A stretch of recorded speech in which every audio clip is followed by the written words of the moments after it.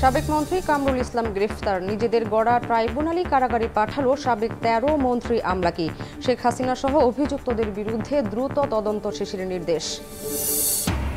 জানুয়ারির মধ্যে সব বিশ্ববিদ্যালয়ে ছাত্র সংসদ নির্বাচনের উদ্যোগ নেওয়া হবে, জানালেন উপদেষ্টা আসিফ মাহমুদ।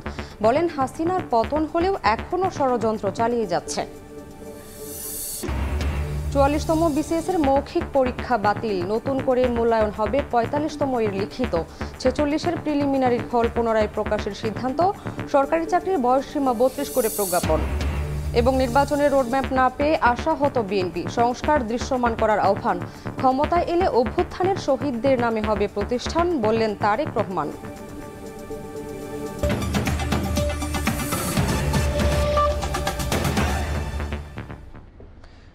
প্রবাসী সময়ের সঙ্গে আছি আমি শামীমা শাম্মী। সাবেক খাদ্যমন্ত্রী অ্যাডভোকেট কামরুল ইসলামকে গ্রেফতার করেছে ঢাকা মহানগর গোয়েন্দা পুলিশ। পুলিশ জানায়, সোমবার রাত 10:30টায় উত্তরা 12 নম্বর সেক্টর থেকে তাকে গ্রেফতার করা হয়। জুলাই আন্দোলন ঘিরে একাধিক হত্যা মামলা রয়েছে ঢাকা 2 আসনের সাবেক এই সংসদ সদস্যের বিরুদ্ধে। আন্তর্জাতিক অপরাধ ট্রাইব্যুনালে গণহত্যার আসামিও তিনি। হাসিনা সরকার পতনের পর আত্মগোপনে ছিলেন তিনি। হাসিনা সরকারের সময়ে আইন, বিচার ও সংসদ বিষয়ক মন্ত্রণালয়ের প্রতিমন্ত্রী এবং পরবর্তীতে খাদ্যমন্ত্রীর দায়িত্ব পালন করেছিলেন অ্যাডভোকেট কামরুল ইসলাম। নিজেদের গড়া আন্তর্জাতিক অপরাধ ট্রাইব্যুনালেই এখন বিচারের মুখোমুখি আওয়ামী লীগ সরকারের মন্ত্রী এমপিরা। সাবেক আইনমন্ত্রী আনিসুল হক, উপদেষ্টা সালমান এফ রহমান, 14 দলের শরিক মেনন ইনুসহ 13 জনকে জুলাই গণহত্যা মামলায় কারাগারে পাঠান বিশেষ ট্রাইব্যুনাল। মূল অভিযুক্ত শেখ হাসিনা সহ অন্যদের বিরুদ্ধে 1 মাসের মধ্যে তদন্ত প্রতিবেদন দাখিলেরও নির্দেশ দেওয়া হয়েছে।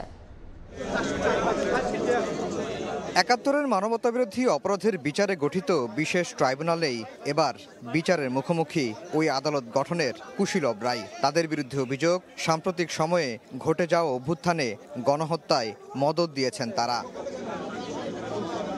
সকাল 10টার দিকে একে একে বিশেষ ট্রাইব্যুনালের হাজতখানায় আনা হয় সাবেক আইনমন্ত্রী আনিসুল হক, সাবেক মন্ত্রী শাহজাহান খান, দীপু মনি, রাশেদ খান মেনন, হাসানুল হক ইনু, উপদেষ্টা সালমান এফ রহমান, অবসরপ্রাপ্ত বিচারপতি শামসুদ্দিন চৌধুরী মানিক সহ 13 জনকে 1.5 ঘন্টার শুনানির পর সবাইকে কারাগারে পাঠায় ট্রাইব্যুনাল। তাদের বিরুদ্ধে জুলাই গণহত্যায় নির্দেশ ও প্ররোচনা দেওয়ার প্রমাণ রয়েছে বলে দাবি চিফ প্রসিকিউটরের। জুলাই এবং আগস্টের যে মানবতা বিরোধী অপরাধ, গণহত্যা এবং অন্যান্য অপরাধ যেগুলো আন্তর্জাতিক আইনের অপরাধ, সেগুলো সংগঠনের দায়ে 13 জন ক্ষমতাশালী ব্যক্তিকে হাজির করা হয়েছিল। একের পর এক গণতান্ত্রিক প্রতিষ্ঠানগুলো ধ্বংস করেছে, নির্বাচন ব্যবস্থাকে ধ্বংস করেছে, শুধুমাত্র একজন ব্যক্তি বা তার পরিবারকে ক্ষমতায় রাখার উদ্দেশ্যে। এটা একটা রাষ্ট্রের যে চেতনা, সেইটার বিরুদ্ধে তারা অবস্থান নিয়েছিলেন এবং সেটা করতে গিয়ে আজকে প্রধান আসামি ছিলেন শেখ হাসিনা। শুধুমাত্র তাকে রক্ষা করা এবং তাকে ক্ষমতা রাখার জন্য এই অপরাধগুলো সংগঠিত হয়েছে এবং এই সমস্ত অপরাধের সবচাইতে বড় দায় হচ্ছে শেখ হাসিনার। গণহত্যা মামলায় মূল অভিযুক্ত ক্ষমতাচ্যুত প্রধানমন্ত্রী শেখ হাসিনা। শুনানিতে তার অবস্থান সম্পর্কে জানতে চান বিচারক। রাষ্ট্রপক্ষের প্রধান কৌঁসুলি বলেন, ইন্টারপোল ও বন্দি প্রত্যাপন চুক্তির মাধ্যমে শেখ হাসিনাকে ভারত থেকে ফিরিয়ে আনার চেষ্টা করছে সরকার। তারা সরাসরি সম্পৃক্ত ছিলেন। মূল অভিযুক্তের বিরুদ্ধে 1 মাসের মধ্যে তদন্ত শেষ করার নির্দেশ দেন বিশেষ ট্রাইব্যুনাল। একই সঙ্গে ইন্টারপোলে রেড নোটিশ জারির বিষয়ে অগ্রগতি প্রতিবেদনও দাখিল করতে বলা হয়েছে। আসামি শেখ হাসিনা, তার ব্যাপারে রিপোর্ট এসেছে তিনি দেশের বাইরে পালিয়ে আছেন, ভারতে অবস্থান করছেন। সেজন্য আমাদের পক্ষ থেকে আমরা ফর্মাল রিকোয়েস্ট পাঠিয়েছি ইন্টারপোলের কাছে রেড নোটিশের মাধ্যমে, যে তাকে পেলে যেন গ্রেপ্তার করা হয়। এর বাইরেও পদক্ষেপ আছে, যেহেতু তার বিরুদ্ধে মানবতা বিরোধী অপরাধ সংগঠনের অভিযোগ আছে এবং তার বিরুদ্ধে গ্রেপ্তারি পরোয়ানা জারি আছে। তাকে ভারতের সাথে সম্পাদিত যে অপরাধীর বহিঃসমর্পণ চুক্তি, সেইটার মূলে তাকে ফেরত চাওয়ার জন্য বাংলাদেশ গভর্নমেন্ট চিন্তা করছেন বলে গতকালকে প্রধান উপদেষ্টা তার বক্তব্যে বলেছেন। সুতরাং সেই প্রক্রিয়াতেও বাংলাদেশ যাচ্ছে, এটা আমরা আদালতের কাছে জানিয়েছি। ভাগ্যের কি নির্মম পরিহাস, তাদের বানানো আইন, তাদের গঠিত আন্তর্জাতিক অপরাধ ট্রাইব্যুনালেই বিচার করা হচ্ছে আওয়ামী লীগের সাবেক মন্ত্রী, 2 জন উপদেষ্টা, 1 জন সচিব এবং 1 জন বিচারপতিকে। আজকে যখন তাদেরকে ট্রাইব্যুনালে হাজির করা হয়, তখন তারা পুরোটা সময় বিমর্ষ অবস্থায় নিশ্চুপ ছিলেন। আফজাল হোসেন, সময় সংবাদ, ঢাকা। জুলাই আগস্টে গণহত্যা ও মানবতা বিরোধী অপরাধে জড়িত থাকার অভিযোগে ১৩ জনের মধ্যে ৫ আসামির পক্ষে ওকালতনামা জমা দিয়েছেন আইনজীবী। এছাড়া আসামির সঙ্গে পরামর্শ, দেখা সাক্ষাতের অনুমতিও পান আইনজীবী ও পরিবারের সদস্যরা। জুলাই আগস্টে হত্যা, গণহত্যায় আওয়ামী লীগের মন্ত্রী উপদেষ্টার পক্ষে কারা আইনজীবী হচ্ছেন এ নিয়ে আগ্রহের কমতি ছিল না। সোমবার ১৩ জনকে হাজির করা হলে আসতে শুরু করেন তাদের আইনজীবীরা। আওয়ামী লীগ সমর্থিত কয়েকজন আইনজীবী জমা দিয়েছেন ওকালতনামা। মামলার কাগজপত্র চেয়ে ৫ আসামির পক্ষে আবেদনও করেন এক আইনজীবী। আমরা যদি এলিগেশনের কপি না পাই তাহলে আমরা কিভাবে ডিফেন্ড করব? এই ডিফেন্ড করার জন্য, আমাদের নির্দোষিতা প্রমাণের জন্য আমরা সেই আবেদনটা করেছিলাম এবং সেই আবেদনটি মঞ্জুর করেছেন মাননীয় ট্রাইব্যুনাল। শুধু কাগজপত্র নয়, আসামিদের সঙ্গে পরামর্শ, দেখা সাক্ষাতের অনুমতিও পান আইনজীবী ও পরিবারের সদস্যরা। পরে তারা দেখাও করেন। মাননীয় ট্রাইব্যুনাল মঞ্জুর করেছেন যে হ্যাঁ, আসামি পক্ষের নিয়োজিত আইনজীবীগণ সুশৃঙ্খলভাবে ডিসিপ্লিনড ওয়েতে ওয়ান আফটার অ্যানাদার কথা বলতে পারবেন এবং আমরা সে আদেশও পেয়েছি। এজলাসে আসামি পক্ষে সিনিয়র আইনজীবী অ্যাডভোকেট এহসানুল হক সমাজি শুনানি করতে যান, কিন্তু এ সময় চিফ প্রসিকিউটর বলেন তিনি রাষ্ট্রীয় একটি গুরুত্বপূর্ণ পদে বসতে যাচ্ছেন, তাই তাকে আসামি পক্ষে শুনানি না করতে অনুরোধ জানান তাজুল ইসলাম। তবে বিষয়টিকে মামলা পরিচালনা করতে তাকে আটকানোর চেষ্টা বলে মনে করছেন না এই সিনিয়র আইনজীবী। এটি কি কোনো কৌশল যে আপনাকে থামিয়ে দেওয়া বা আপনি? আমি মনে করি না। চূড়ান্ত সিদ্ধান্তটা তখনই নিতে পারবো যখন আমার কাছে কোনো অ্যাকসেপ্টেবল কোনো অফার। ১৩ মন্ত্রী, উপদেষ্টা, সচিব ও বিচারপতিকে বেলা ১:৩০টার দিকে ট্রাইব্যুনাল থেকে কারাগারে নেওয়া হয়। আল আমিন তুষার, সময় সংবাদ, ঢাকা। জানুয়ারির মধ্যে দেশের সব বিশ্ববিদ্যালয়ে ছাত্র সংসদ নির্বাচনের উদ্যোগ নেওয়া হবে বলে জানিয়েছেন উপদেষ্টা আসিফ মাহমুদ। সোমবার জাহাঙ্গীরনগর বিশ্ববিদ্যালয়ের সেলিম আল-দ্বীন মুক্ত মঞ্চে আয়োজিত অনুষ্ঠানে তিনি এ কথা জানান। এ সময় তিনি অভিযোগ করেন, শেখ হাসিনা ও তার দোসররা এখনও দেশে বিদেশে ষড়যন্ত্র চালিয়ে যাচ্ছে। নবীন চোখে গণ অভ্যুত্থান ও আগামীর বাংলাদেশ, এই শিরোনামে আলোচনা সভা ও বিপ্লবী সাংস্কৃতিক সন্ধ্যার আয়োজন করে জাহাঙ্গীরনগর বিশ্ববিদ্যালয়ের বৈষম্য বিরোধী ছাত্র আন্দোলন। সোমবার বিশ্ববিদ্যালয়ের সেলিম আল-দ্বীন মুক্ত মঞ্চে আলোচনা সভায় আয়োজকরা বলেন, নবীন শিক্ষার্থীদের জুলাই অভ্যুত্থানের সঙ্গে পরিচয় করিয়ে দিতেই এই আয়োজন। সভায় ৭১-এর যোদ্ধাদের মতো ২৪-এর যোদ্ধাদের স্বীকৃতি এবং সেই সঙ্গে তাদের আত্মত্যাগ পাঠ্যপুস্তকে অন্তর্ভুক্ত করার দাবি জানান গণ অভ্যুত্থানে আহত ও নিহতদের স্বজনরা। অনুষ্ঠানে প্রধান অতিথির বক্তব্যে উপদেষ্টা আসিফ মাহমুদ বলেন, শেখ হাসিনার পতন হলেও এখনও আন্তর্জাতিকভাবে ষড়যন্ত্র চালিয়ে যাচ্ছে আওয়ামী লীগ। এ সময় তিনি জানান, জানুয়ারির মধ্যে দেশের সব বিশ্ববিদ্যালয়ের ছাত্র সংসদ নির্বাচনের উদ্যোগ নেওয়া হবে। ফ্যাসিবাদী সরকারের পতনের আগে বিভিন্ন সময়ে ক্যাম্পাসগুলোতে গণতান্ত্রিক পরিবেশ ফেরানোর জন্য ছাত্র সংসদের দাবি করে আসছিলাম। এখন যেহেতু আপনারা আমাদেরকে দায়িত্ব দিয়েছেন এবং এখানেও এই দাবিটা এসেছে, আমরা মনে করি গণতান্ত্রিক চর্চা শুরুটাও সেই ক্যাম্পাসগুলো থেকে হওয়া উচিত যেই ক্যাম্পাসগুলো থেকে ফ্যাসিবাদ পতনের আন্দোলনের শুরু হয়েছিল। জানুয়ারি ফেব্রুয়ারির মধ্যেই সকল ক্যাম্পাসগুলোতে ছাত্র সংসদ নির্বাচন দেওয়ার ব্যাপারে আমি ক্যাবিনেটে আলোচনা উত্থাপন করব। অনুষ্ঠানে দেশের বিভিন্ন ক্ষেত্রে সংস্কারের রূপরেখা তুলে ধরা নবীন শিক্ষার্থীদের মাঝে ৫ শতাধিক বই বিতরণ করা হয়।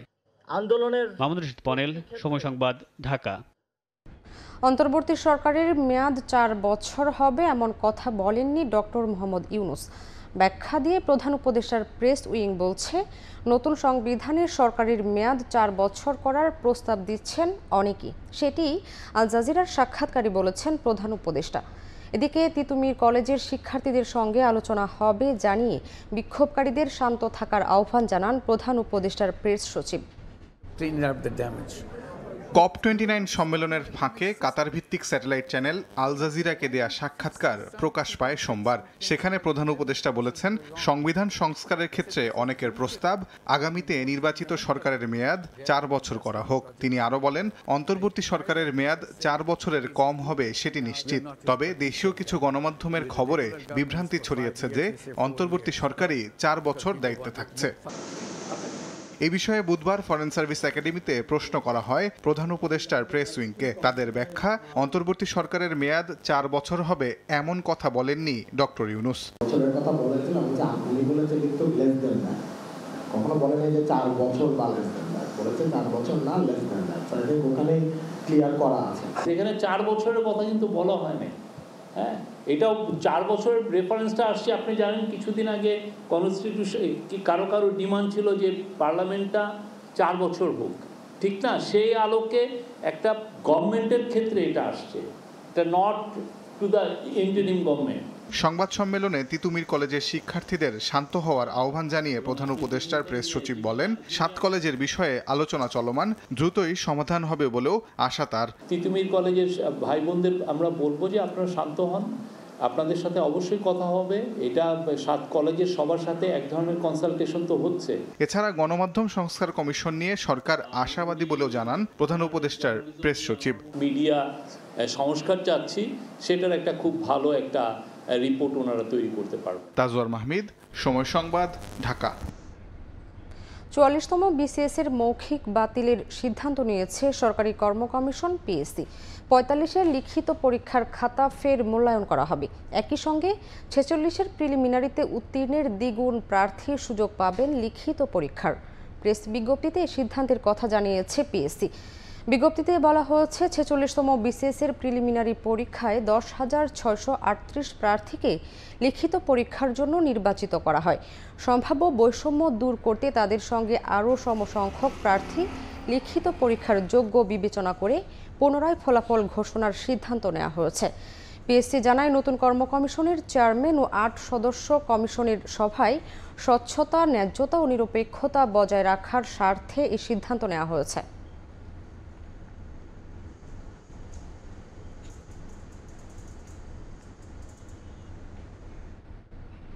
সরকারি চাকরিতে প্রবেশের বয়সসীমা সর্বোচ্চ 32 বছর করে প্রজ্ঞাপন জারি করেছে সরকার। সোমবার রাতে প্রজ্ঞাপনটি জারি করা হয়। প্রজ্ঞাপনে বলা হয়েছে, সরকারি সকল প্রতিষ্ঠানে নিয়োগের ক্ষেত্রে সর্বোচ্চ বয়সসীমা নির্ধারণ করা প্রয়োজনীয় হয়ে পড়েছে। বাংলাদেশ সিভিল সার্ভিসের সকল ক্যাডারের চাকরিতে প্রবেশের ক্ষেত্রে সর্বোচ্চ বয়সসীমা হবে 32 বছর বলে জানানো হয়েছে প্রজ্ঞাপনে।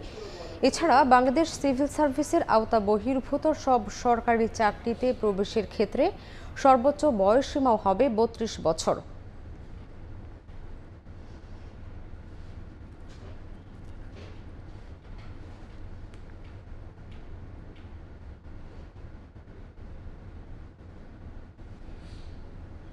প্রধান উপদেষ্টার ভাষণে নির্বাচনের রোডম্যাপ না থাকায় আশাহত বিএনপি। সংস্কার দৃশ্যমান করার আহ্বান জানিয়ে দলটির মহাসচিব বলেছেন, সরকারের ম্যান্ডেট না থাকায় যতদিন ক্ষমতায় থাকবে ততই দেশে সমস্যা বাড়বে। এদিকে ক্ষমতায় এলে শহীদদের নামে বিভিন্ন স্থান প্রতিষ্ঠানের নামকরণ করা হবে বলে জানিয়েছেন বিএনপির ভারপ্রাপ্ত চেয়ারম্যান তারেক রহমান। অন্তর্বর্তী সরকারের ১০০তম দিন উপলক্ষে জাতির উদ্দেশ্যে প্রধান উপদেষ্টার দেয়া ভাষণের পরদিনই প্রতিক্রিয়া জানালো বিএনপি। মাওলানা আব্দুল হামিদ খান ভাসানীর ৪৮তম মৃত্যুবার্ষিকী উপলক্ষে জাতীয় প্রেস ক্লাবে এই আলোচনার আয়োজন। এতে অংশ নিয়ে বিএনপি মহাসচিব বলেন, সরকার প্রধান ইউনূসের ভাষণে আশাহত তার দল। সমালোচনা করেন সরকারের মেয়াদ ও নির্বাচনের রূপরেখার অনুপস্থিতি প্রসঙ্গেও।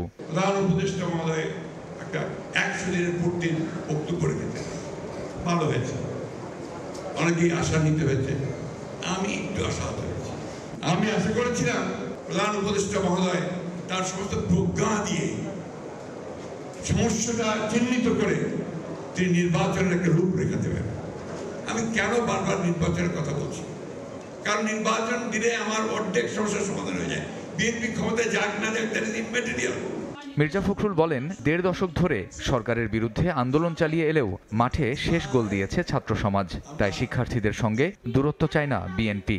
বুঝতে হবে যে ছেলেরা কি বলছে। আমরা ১৫ বছর ধরে লড়াই করেছি, সংগ্রাম করেছি, জান দিয়েছি, প্রাণ দিয়েছি, মামলা গেছি, জেলে গেছি। তারপরে বলেন আপনার যে শেষ লাঠিটা গোলে কে মেরেছে? ছাত্ররা মেরেছে। তারা স্ট্রাইক করেছে। দ্রুত নির্বাচন হওয়াটাই এই দেশের জন্য, জাতির জন্য মঙ্গল। কেন বলছি? আমাদের অভিজ্ঞতা থেকে এই ধরনের সরকার যতদিন বেশি থাকে তত সমস্যা তৈরি হবে। কেন? এর তো ম্যান্ডেট নাই, এর তো নির্বাচিত সরকার নয়। এর পেছনে শক্তিটা কোথায়? একই দিন বিকেলে জুলাই আগস্টে আহতদের হুইল চেয়ার বিতরণ কর্মসূচিতে ভার্চুয়ালি যোগ দেন দলের ভারপ্রাপ্ত চেয়ারম্যান তারেক রহমান। আগামীতে ভোটে নির্বাচিত হয়ে সরকার গঠন করতে পারলে গণঅভ্যুত্থানে শহীদদের স্মৃতি রক্ষায় বিভিন্ন প্রতিষ্ঠানের নামকরণ করা হবে বলে জানান তিনি। জনগণের সমর্থন নিয়ে বিএনপি সরকার গঠনে সক্ষম হলে স্বৈরাচারকে বিদায় করার জন্য যারা নিজের জীবন উৎসর্গ করেছেন তাদের নাম যাতে হারিয়ে না যায় সেজন্য রাষ্ট্রীয় যে সকল প্রতিষ্ঠান বিভিন্ন এলাকায়, সেটি থানা পর্যায়ে হোক, জেলা পর্যায়ে হোক, বিভাগ পর্যায়ে হোক, ঢাকা শহরে হোক, বিভিন্ন স্থানে এই শহীদদের নামে সেই প্রতিষ্ঠানগুলো নামকরণ করার একটি প্রস্তাবনা আমাদের রয়েছে। সংস্কার বাস্তবায়ন করতে সরকারের আর কত সময় লাগবে এমন প্রশ্ন ছুঁড়ে দেন বিএনপি নেতারা। কামরুজ্জামান মামুন, সময় সংবাদ, ঢাকা। ছাত্র জনতার অভ্যুত্থানে গণহত্যায় উস্কানি ও আওয়ামী লীগ সরকারের দোসর হিসেবে কাজ করার দায়ে ৩৭ জ্যেষ্ঠ সাংবাদিকের জাতীয় প্রেস ক্লাবের সদস্য পদ স্থগিত করা হয়েছে। জাতীয় প্রেস ক্লাবের সভাপতি হাসান হাফিজ এবং সাধারণ সম্পাদক আইয়ুব ভূঁইয়া স্বাক্ষরিত নোটিশে এই বিষয়টি জানানো হয়েছে। তালিকায় আছেন নুরুল আমিন প্রভাস, জায়েদুল আহসান পিন্টু, মোজাম্মেল বাবু, আশিস সৈকত, ইকবাল সোবহান চৌধুরী, ফারজানা রূপা, প্রণব সাহা, নঈম নিজাম, নাইমুল ইসলাম খান, শাবানা মাহমুদ, অজয় দাশগুপ্ত সহ ৩৭ জ্যেষ্ঠ সাংবাদিক।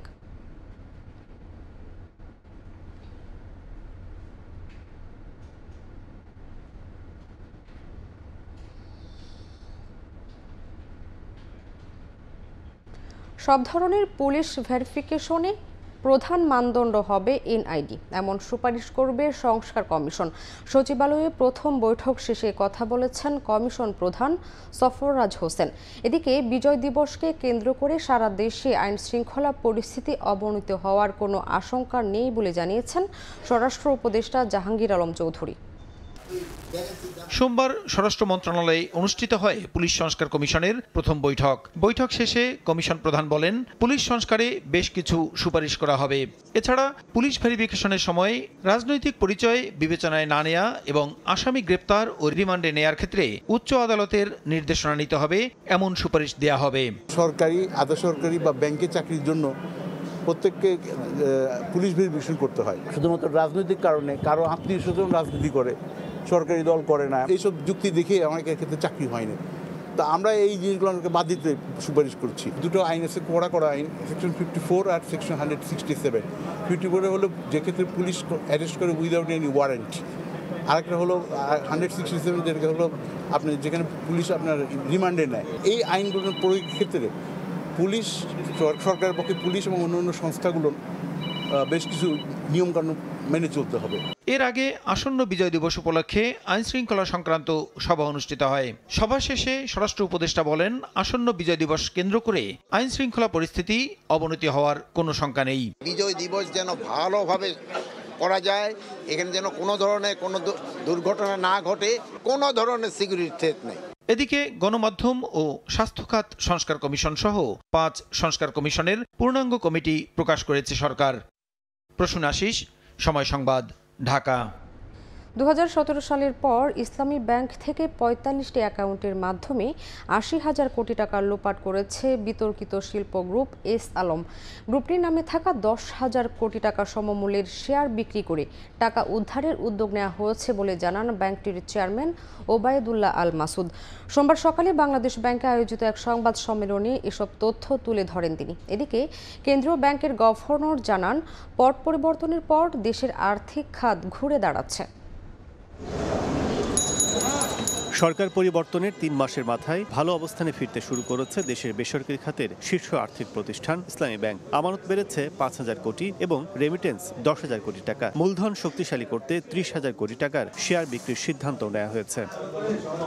সোমবার বাংলাদেশ ব্যাংকে এক সংবাদ সম্মেলনে ব্যাংকটির চেয়ারম্যান ওবায়দুল্লাহ আল মাসুদ জানান, 2017 সালের পর থেকে ব্যাংকটিতে ব্যাপক অনিয়ম হয়েছে। এস আলম গ্রুপ একাই আত্মসাৎ করেছে 80,000 কোটি টাকা। গ্রুপটির নামে থাকা 10,000 কোটি টাকা সমমূল্যের শেয়ার বিক্রি করা হবে বলে জানান তিনি। আমাদের 17টা ব্রাঞ্চে প্রায় 45টা অ্যাকাউন্টে এই টাকাগুলি এসেছে।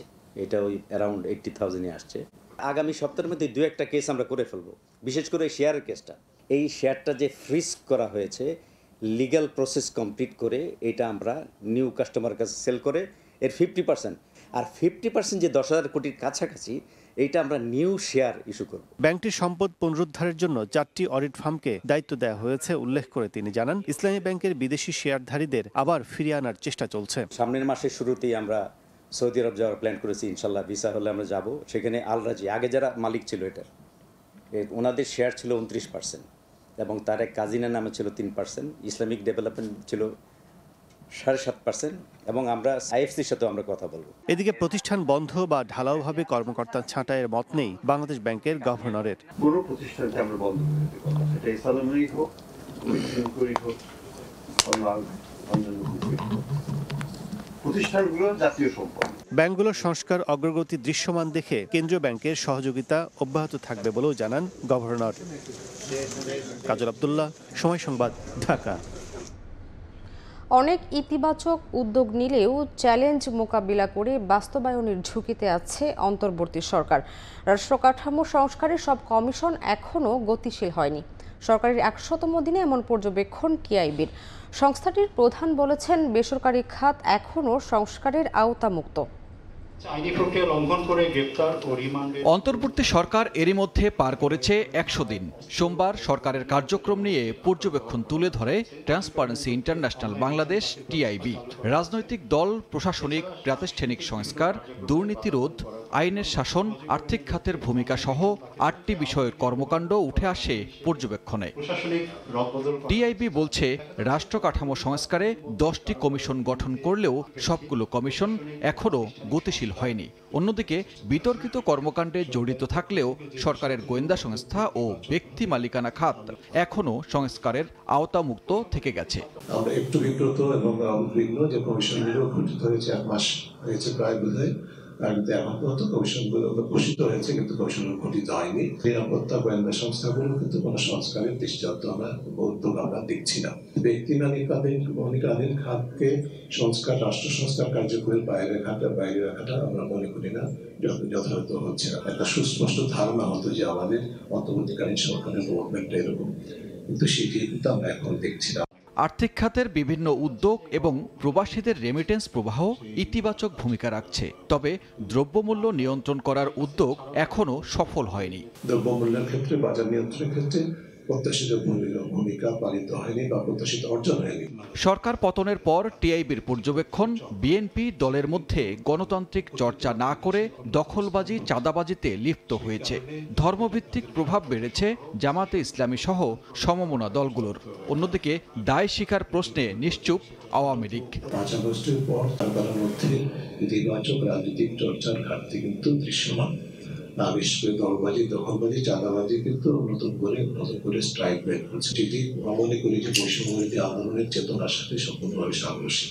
ঐতিহাসিক অভ্যুত্থানে আওয়ামী লীগ সরকার পতনের পর রাজনৈতিক, কূটনৈতিক ও কৌশলগত পরাজয় ভারত মেনে নিতে পারেনি বলেও পর্যবেক্ষণ টিআইবির।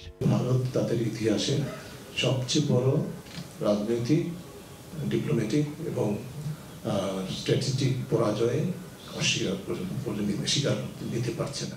সানবির রূপল, সময় সংবাদ, ঢাকা। অস্ট্রিয়ান কোম্পানিগুলো বাংলাদেশে বিনিয়োগে আগ্রহী বলে জানিয়েছেন অস্ট্রিয়ার অনাবাসিক রাষ্ট্রদূত ক্যাথারিনা উইজার।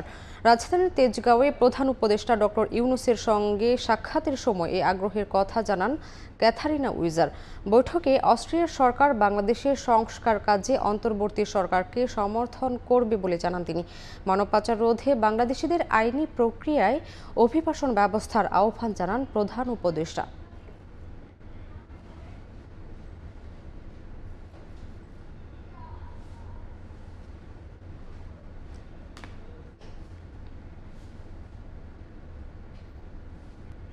স্বর্ণের দাম কমে আসায় বিশ্বখ্যাত স্বর্ণের বাজার দুবাই গোল্ড সুকে আবারও বাড়ছে ক্রেতার সংখ্যা। দুবাই ফেস্টিভ্যাল উপলক্ষে ক্রেতাদের আকর্ষণ বাড়াতে এই বাজারে 24 ক্যারেট স্বর্ণে মোড়ানো টেসলা সাইবার ট্রাক উপহার হিসেবে প্রদর্শনীতে রাখা হয়েছে। এই পর্যটন মৌসুম ঘিরে দেশীয় প্রতিষ্ঠানগুলো পুনরায় চাঙ্গা হয়ে উঠেছে। তবে ভ্রমণ ভিসা বন্ধ থাকায় বাংলাদেশি ক্রেতা হারিয়েছে বাজারটি। সংযুক্ত আরব আমিরাত থেকে বিস্তারিত জানাচ্ছেন শিবলি আল সাদিক। রাফেল ড্রতে জিতলেই পাওয়া যাবে 24 ক্যারেট স্বর্ণের প্রলেপ দিয়া টেসলার এই সাইবার ট্রাক। ক্রেতা আকর্ষণে দুবাইয়ের গোল্ডসুকে এই প্রথমবার স্বর্ণের প্রলেপ দিয়া টেসলার সাইবার ট্রাক প্রদর্শনীতে রাখা হয়েছে। যারা 500 দিরহামের স্বর্ণ কিনে লটারিতে অংশগ্রহণ করবেন তাদের মধ্য থেকে যে কোনো একজন পাবেন টেসলা কোম্পানির অত্যাধুনিক প্রযুক্তির বৈদ্যুতিক এই গাড়িটি। গোল্ডসুকে আসা ক্রেতা ও দর্শনার্থীর কৌতূহল এখন এই গাড়িকে ঘিরে। কয়েকদিন আগে সংযুক্ত আরব আমিরাতের বিশ্বখ্যাত স্বর্ণের বাজার দুবাই গোল্ডসুকে লাফিয়ে লাফিয়ে স্বর্ণের দাম বাড়ে, তবে সম্প্রতি সেখানে আবারও দফায় দফায় কমছে স্বর্ণের দাম। তাই দুবাই স্বর্ণের বাজারে ক্রেতাদের আনাগোনা বেড়েছে অনেক গুণ। পুরো গোল্ডসুক ঘিরে বিক্রেতাদের মাঝে যেন উৎসবের আমেজ। ক্রেতা আকর্ষণে ব্যাপক প্রস্তুতি নিয়েছে প্রতিষ্ঠানগুলো, যার উদাহরণ স্বর্ণের প্রলেপ দিয়া টেসলার এই গাড়ি। গোল্ডের প্রাইস নিচে যাওয়ার কারণে ক্রেতার সংখ্যা তুলনামূলক আগের থেকে অনেক বৃদ্ধি পেয়েছে, আর আমাদের ব্যবসাও আগের থেকে অনেকটা বৃদ্ধি পেয়েছে। সেল পোর্শন বাড়তেছে, ক্রেতার সংখ্যা অনেক বেশি আগের থেকে। This is the best time to buy jewelry, gold jewelry with us because every above purchase customer can chance to win a Tesla golden Cybertruck. ইতিহাসের সর্বোচ্চ দাম বাড়ার পর স্বর্ণের দাম নিম্নমুখী হওয়ায় ক্রেতারা স্বস্তি প্রকাশ করেছেন। অনেকে এই মুহূর্তকে কাজে লাগিয়ে প্রয়োজনীয় স্বর্ণ কিনে নিচ্ছেন বাজার থেকে।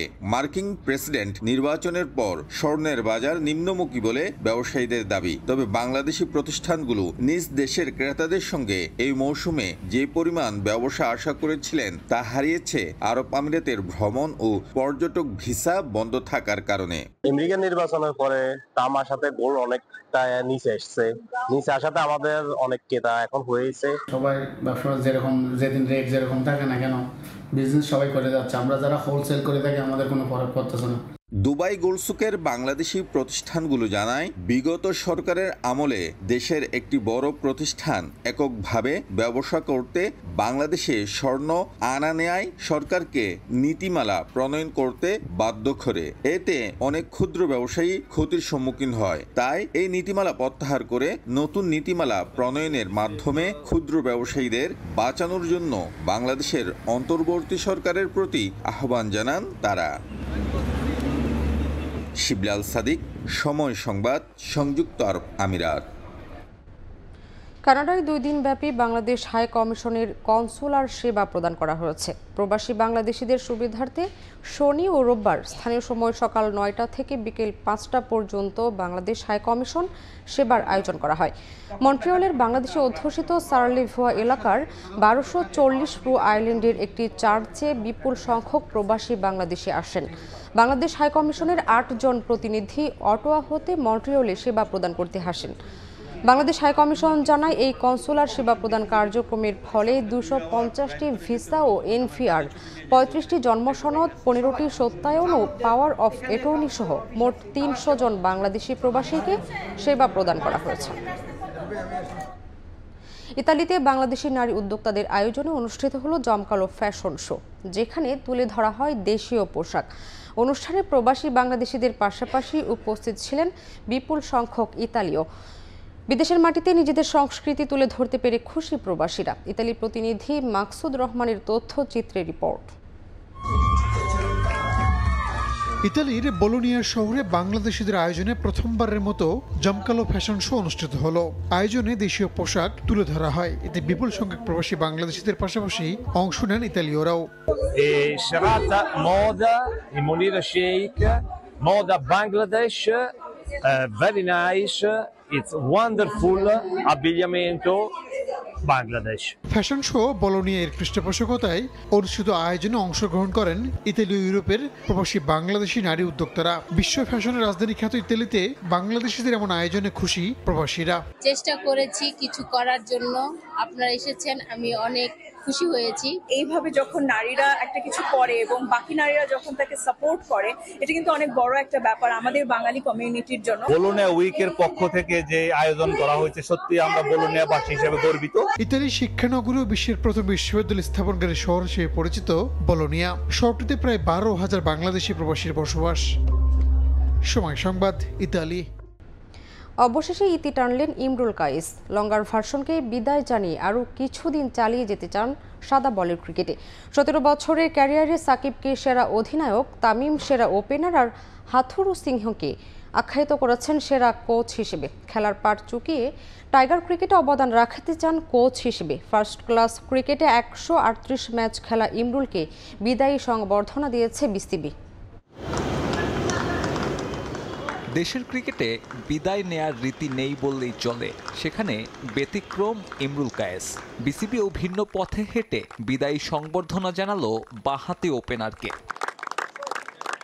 ক্যারিয়ারে চড়াই উতরাই থাকলেও দেশের ক্রিকেটে ইমরুলের অবদান অস্বীকারের সুযোগ নেই। 16 বছরের আন্তর্জাতিক ক্যারিয়ারে টাইগার ক্রিকেটের যেমন গুরুত্বপূর্ণ অংশ ছিলেন, তেমনি দেখেছেনও খুব কাছ থেকে। সেই দেখার চোখে শেষ বেলায় স্মৃতিচারণ ইমরুলের। ওভারঅল আপনি যদি আমাকে বলেন যে ভালো ক্যাপ্টেন বাংলাদেশের হয়ে কে করেছে, আমি বলবো সাকিব আল হাসান। চান্দিকা হাথুরু সিং, আমি আবারও বলছি যে এটা অবশ্যই ও অনেকের কাছে প্রশ্নবিদ্ধ coach but as a technical coach হিসাবে অনেক ভালো কোচ ছিলেন। ফার্স্ট ক্লাসে 138 ম্যাচ, প্রায় 8000 রান আর 20 সেঞ্চুরি। লম্বা জার্নির ক্লান্তিটা নিজেই বুঝতে পারলেন। লঙ্গার ফরম্যাটে বিদায় জানিয়ে ইমরুল নিজের শেষটায় শতভাগ দিতে চান হোয়াইট বল ক্রিকেটে। আর 22 গজের পথচলা থামলে কোচ হিসেবে নতুনভাবে টাইগার ক্রিকেটে ভূমিকা রাখার লক্ষ্য। আমি চাই যে আমি ক্রিকেট ছাড়ার পরে যেন ক্রিকেটের সাথে থাকতে এবং আরও বেটার ক্রিকেট নলেজ নিয়ে কাজ করতে, ভবিষ্যতে যদি কখনো সুযোগ হয় বাংলাদেশের হয়ে কাজ করা, আমি নিজেকে অনেক সৌভাগ্য মনে করব। ইমরুল কায়েসকে সংবর্ধনা দিয়েছেন সতীর্থরাও। ওই হোম আপ ক্রিকেটে বাঁহাতি ওপেনারকে ঘোরানো হয় কাঁধে চাপিয়ে। অনাড়ম্বর সংবর্ধনায় বিসিবিও কৃতজ্ঞতা জানালো এই ক্রিকেটারকে। অজস্র আক্ষেপ থাকলেও নিজেকে ভাগ্যবান তো ভাবতেই পারেন ইমরুল কায়েস। দেশের ক্রিকেটের যে অবস্থা, তাতে মাঠ থেকে সতীর্থদের ভালোবাসায় বিদায় নেয়ার সৌভাগ্যই বা কজনের হয়। সাব্বির মিথুন, সময় সংবাদ, ঢাকা। এ পর্যায়ে শীর্ষ সংবাদগুলো জানিয়ে দিচ্ছি আরেকবার। সাবেক মন্ত্রী কামরুল ইসলাম গ্রেফতার। নিজেদের গড়া ট্রাইব্যুনালই কারাগারে পাঠালো সাবেক 13 মন্ত্রী আমলাকে। শেখ হাসিনা সহ অভিযুক্তদের বিরুদ্ধে দ্রুত তদন্ত শেষের নির্দেশ। জানুয়ারির মধ্যে সব বিশ্ববিদ্যালয়ে ছাত্র সংসদ নির্বাচনের উদ্যোগ নেওয়া হবে, জানালেন উপদেষ্টা আসিফ মাহমুদ। বলেন, হাসিনার পতন হলেও এখনো ষড়যন্ত্র চালিয়ে যাচ্ছে।